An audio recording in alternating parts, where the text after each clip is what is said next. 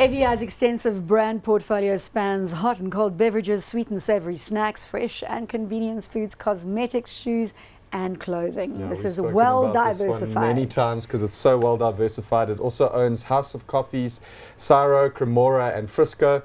It has a market cap of What are we looking at here? 25 billion rand. 27.3 to be exact. PE of 20 and a dividend yield of 4%. So this one looking a lot cheaper than Pioneer.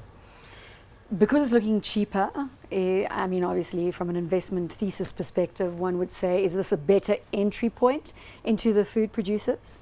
Yeah, I think so. It's not as cheap as it used to be. It used to be, in the world that we're living now, you got a lot of money sloshing around and you're paying high prices. So on a 10-year yield and so forth, most of these companies are expensive. But I think in the environment we're playing, it's much more better value. They got the entire beverages that you discussed there now. They got Indigo Brands, which is a bit of cosmetics, and Yardley in there. They got the I&J story there. They got Spitz and the Green Cross story in there. And they also got a company called the Snacks, which is biscuit game. And so that's a bit of the business itself. Most of those guys have number one or number two in market in South Africa. They all got about 30 or 40% of market share in South Africa on their various products. So it's a brilliant branded portfolio that's been thrown together over years, brilliantly managed. The margin is also always of importance to these guys, and they've certainly delivered the goods in the past. Byron, do you have any visibility on the management team behind AVI?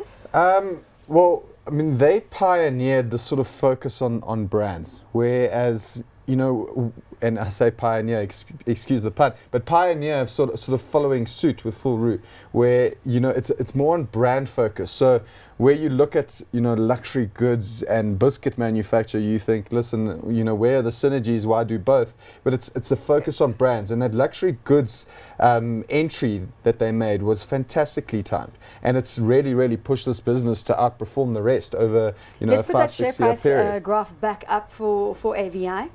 Let's talk about the share price performance. Gerbrand, you want to weigh in?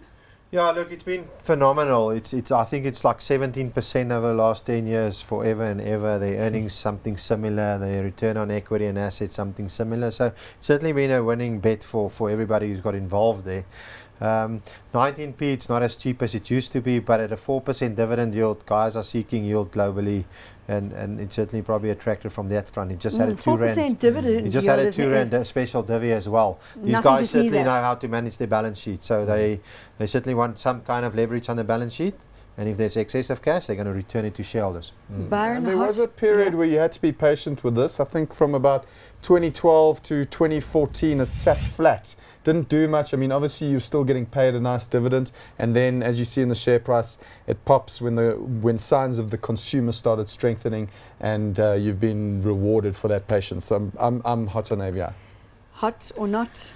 Yeah, I'll go hot, but long term, not short term at the moment. We'll allow you that little